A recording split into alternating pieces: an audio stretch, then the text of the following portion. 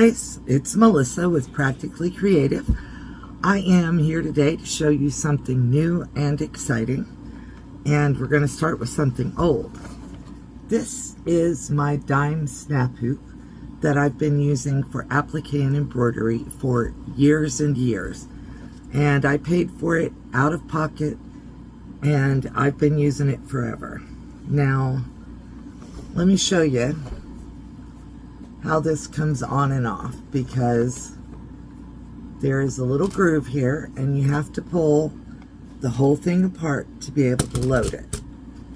I have a metal frame. I have a piece of stabilizer to put on here, and when you put this on top of that stabilizer, it snaps down. You can hear this. I think that's why it's called a snap hoop. What do you think?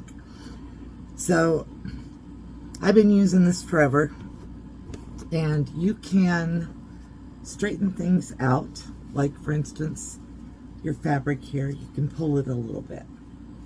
I'm going to bring you over and I'm going to show you something that I got sent a few days ago and was asked to test.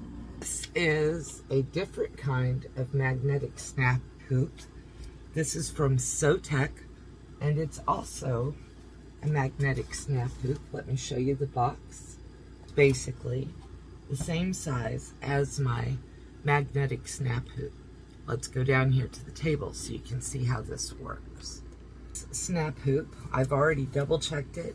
It does work in my Flourish sewing machine, and its magnets are separate.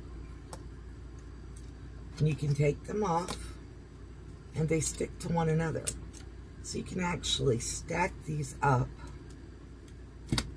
over here to the side. And here is my stabilizer that I'm going to be using for my project today. And I always like to cut my stabilizer fairly big, and I like to use good stabilizer, and that's what this is. And I do like that those markings are raised, so I can mark my stabilizer for where's the center. Take one of these little magnets and put it on there so that the stabilizer stays in place while I'm lining up my fabric. I ironed my fabric so that I know where the centers are, and then I can line my folded centers right there up with the edges, and I don't have to sit here and play with it for 10 minutes to figure out where the center is. Then I can put the magnet on here, my fabric around to make it match up with the centers. Now that I have all the little magnets in place, I can lock in the bigger magnet so that it keeps everything where I want it.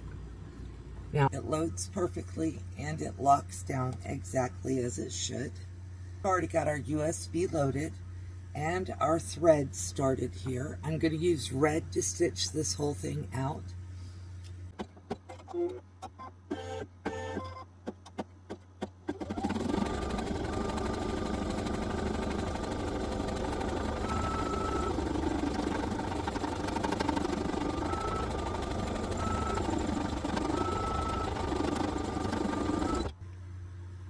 So as you can see, the hoop is behaving perfectly.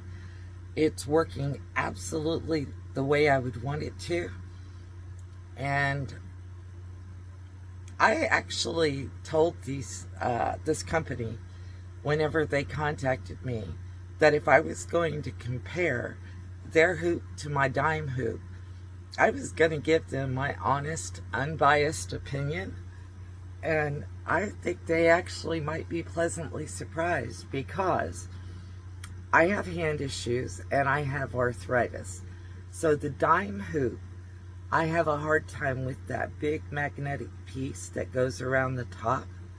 But these little magnets being movable, and you can take one off and they don't snap down and kill my hands whenever I put them on, I'm really happy with that.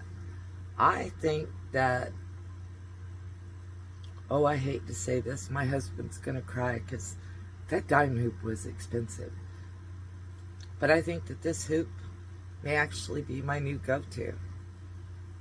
There's hooks up there where the dime hoop normally hangs. This SewTech hoop may be getting first billing in my sewing room for embroidery projects from here on out. Stay tuned. We'll see what happens. But I'm extremely happy with this SewTech hoop. I really appreciate SewTech giving me the hoop in exchange for doing the comparison between the two. And you'll see this hoop some more. I'm really liking it. I really, if you have hand issues, like arthritis, that kind of stuff, you should definitely check out this hoop.